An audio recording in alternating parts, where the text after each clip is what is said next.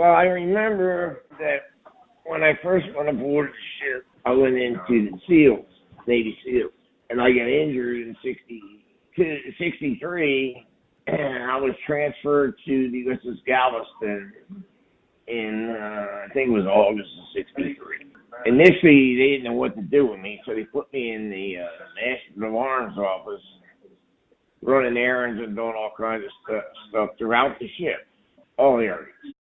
In the ammunition decks, the powder decks, boiler rooms, the electrical rooms, the Combat Information Center, CIC they called it, the bridge.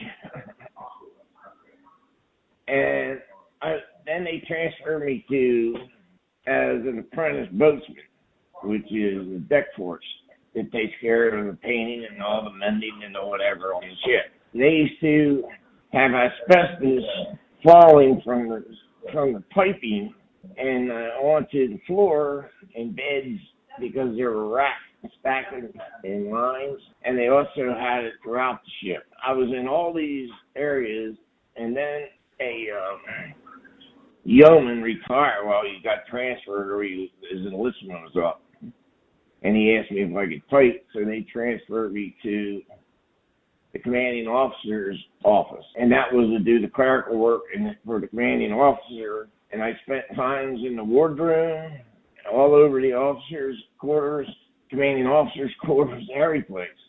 And during that time, I was also assigned during general quarters, which means when there's an emergency, they assign you to a position other than, your normal job. And I served as a helmsman. I served as on watch on the bridge.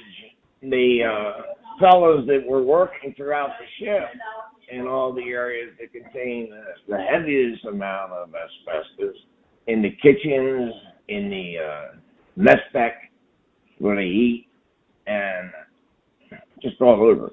All the clothing and everything were washed in the same laundries. So that asbestos, it was in the laundry. Everybody had their same clothes washed in the laundry, and nobody changed clothes when they went from dinner to breakfast or whatever when they were working in the asbestos, handling it or doing whatever. We're walking throughout the ship and spreading the stuff.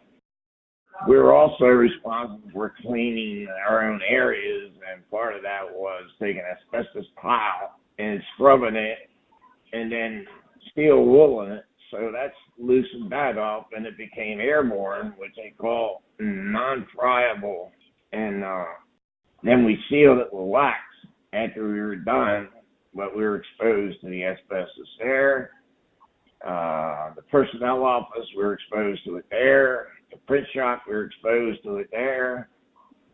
I was also, one part of the time when I was on the deck force, I was putting stuff on lines with asbestos wrappings and rat control, which you had to climb out on the lines and go all the way up the line and wrap it so that the rats can't get on ship or on the lines, and then handling the ropes and everything that they used. I worked in the ammo, loading powder and shells in the guns. I was a pointer, which is the person that turns the turret around in different angles and 360-degree angles so they could fire them and coordinate it with the elevation with the fellow on there. And I just did everything. I mean, I never just restricted myself to one job.